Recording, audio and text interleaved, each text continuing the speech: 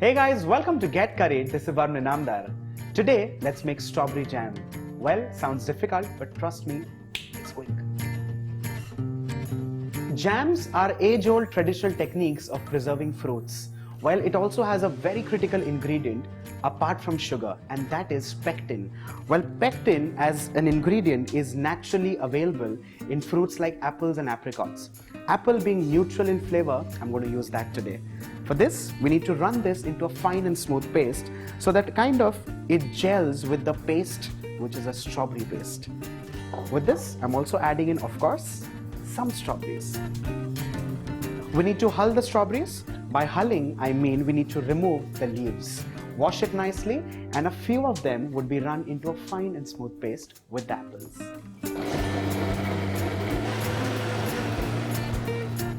Let's check this. Well, it's a lovely and smooth paste, exactly the way we want. Well, generally, when you make something like a jam, the technique traditionally calls for macerating or marinating the strawberries with sugar. But I'm not doing that, I'm making it extremely quick. For that, I've taken the paste of apples and strawberries in the pan, to which I've added a bowl full of strawberries which have been cleaned, and to this I'm adding half that quantity of sugar. While I'm using caster sugar because it's a much cleaner variety of sugar, you could also use grain sugar. Let's turn the flame on. To this, I'm going to add in juice of half a lemon. Generally, while making jams and jellies, it's important to use fresh ingredients because you want that nice fresh taste eventually, even in a preserved product. Give all of this a nice mix like so. Well, pectin is the reason why the jam gets that nice jammy consistency that you generally see. Color again plays a very important role. Proprietary jams have a lot of added color, while we are making it homemade and keeping it absolutely natural. Generally, whenever you make jams, jellies or preserves of this kind, it's important to use ingredients of high quality because that is going to stay for at least 6 months in your refrigerator. Especially in the case of strawberries, you do not generally need to use the large big strawberries that you have easily available in the market. The strawberries could be smaller in size but of good quality. At this stage, you would have noticed that the strawberry jam is going to release a lot of scum or precipitate in technical terms.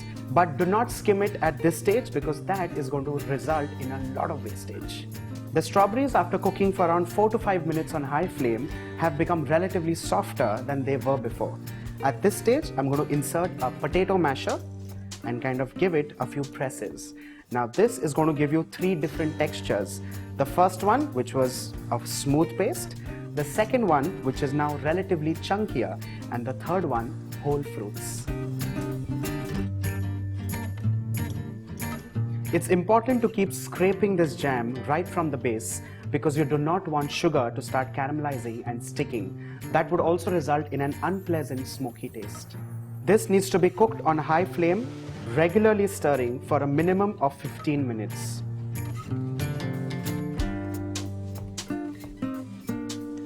It's been around 15 minutes and the jam has been bubbling nicely. I've also been stirring it, scraping it right at the bottom, on the sides to make sure it does not burn. Well, if you have a sugar thermometer at home, you should cook this on high flame for 15 minutes or till it reaches 105 to 108 degrees.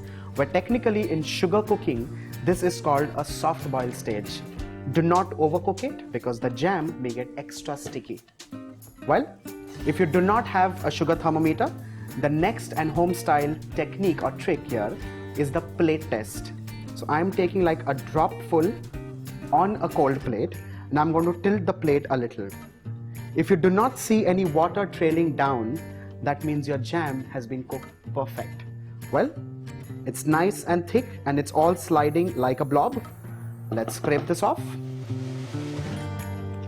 And with this, your jam is almost done. One last step before turning the flame off, and that is skimming the jam. Well, if you would have done this earlier, you would have lost like a cupful of precious jam. But now at this stage, it's going to be absolutely negligible.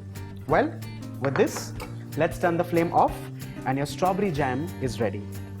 Do not start bottling this right at this stage because what would happen is your jam would settle at the base and your lighter fruits will all come on the top.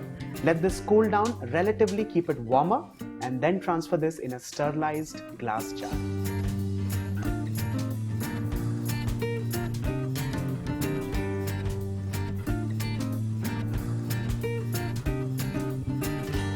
With this, your nice, intense, fiery red and finger-licking jam is done and ready.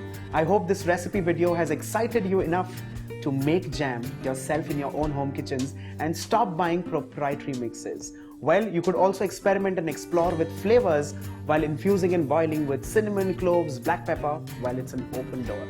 On this note, keep exploring, keep enjoying cooking, like our videos, share our videos, and subscribe for fantastic more recipes to Get Curried.